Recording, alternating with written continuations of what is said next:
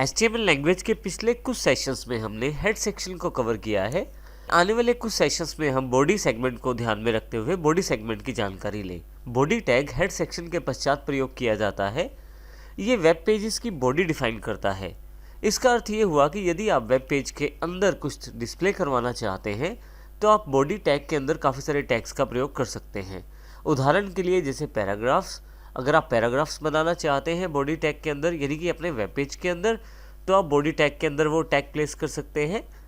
Headings, यदि आप किसी स्पेशल लाइन को डिफाइन करना चाहते हैं या कुछ टाइटल्स डिफाइन करना चाहते हैं तो हेडिंग्स का प्रयोग कर सकते हैं। इमेजेस, आप अपने वेब पेजेस की सुंदरता बढ़ाने के लिए या कुछ जानकारी इंपॉर्टेंट देने के लिए इमेजेस का प्रयोग भी कर सकते हैं।